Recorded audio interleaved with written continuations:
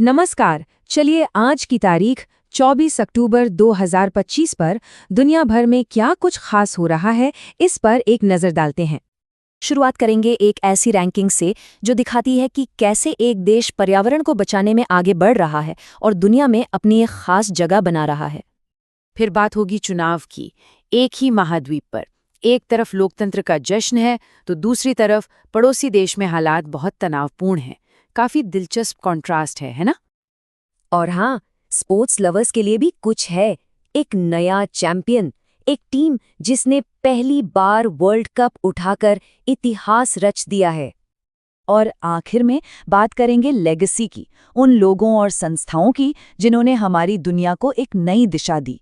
इसमें एक बहुत बड़े ग्लोबल ऑर्गेनाइजेशन की सालगिरह भी है और एक महान वैज्ञानिक को हमारी श्रद्धांजलि भी। तो चलिए सबसे पहले बात करते हैं भारत की। देखते हैं कि कैसे देश पर्यावरण और स्ट्रैटेजिक मामलों में आगे बढ़ रहा है। तो सवाल उठता है कि ग्लोबल स्टेज पर भारत की परफॉर्मेंस कैसी है, जानते हैं। और इसकी शुरुआत हम एनवायरनमेंट से करते हैं। तो देखिए, ग्लोबल फॉरेस्ट रिसोर्सेज असेसमेंट 2025 की रिपोर्ट आई है और इसके मुताबिक टोटल फॉरेस्ट एरिया के मामले में भारत अब दुनिया में 9वें नंबर पर है। ये वाकई एक बड़ी बात है। ये एक बहुत ही शानदार सुधार है, क्योंकि पिछली रिपोर्ट में भारत 10वें नंबर पर था। तो एक पायदान ऊपर आना दिखाता है कि फॉरेस्ट कवर को बढ़ाने के लिए जो कोशिशें हो रही हैं वो रंग ला रही हैं। और कहानी यहीं खत्म नहीं होती, बल्कि और भी दिलचस्प हो जाती है। भले ही टोटल एरिया में भारत 9वें नंबर पर हो, लेकिन हर साल नए जंगल जोड़ने की रफ्तार में भारत दुनिया में 3रे नंबर पर है। मतलब हम सिर्फ अपने जंगलों को बचा ही नहीं रहे हैं, बल्कि उन्हें बहुत तेजी से बढ़ा भी रहे हैं। तो जमीन की बात तो हो गई, अब चलते हैं समंदर की ओर। भारत का असर सिर्फ जमीन तक ही नहीं, बल्कि समंदर में भी दिख रहा है। और इसका एक बड़ा उदाहरण है जिमेक्स 2025।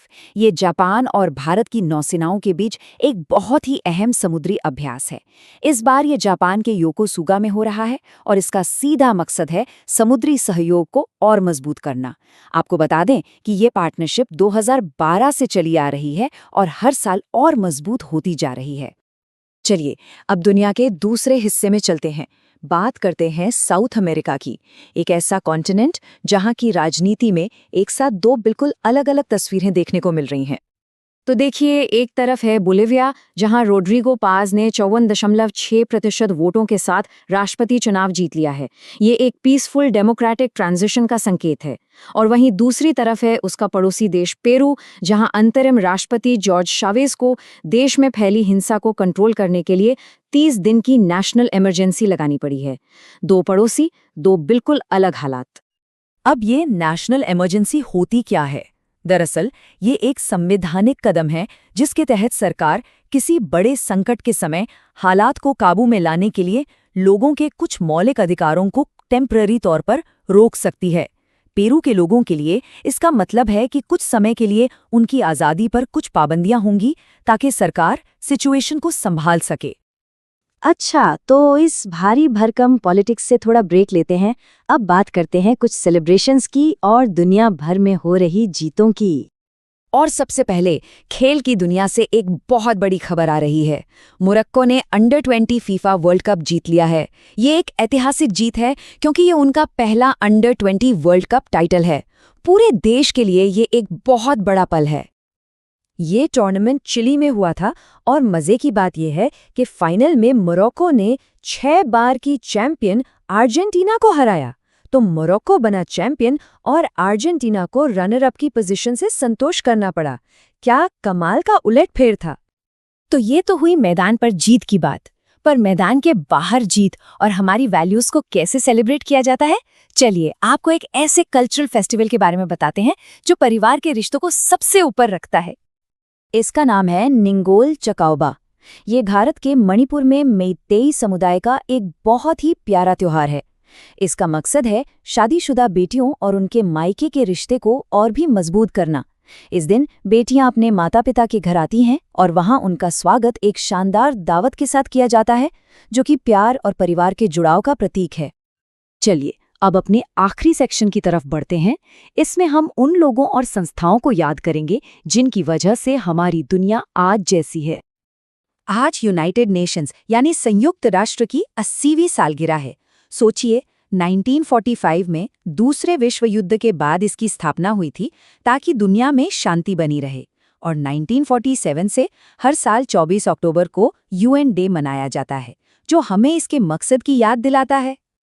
इसी तरह की एक और अहम बात लेफ्टिनेंट जनरल राज शुक्ला रिटायर्ड ने अपनी नई किताब में कही है।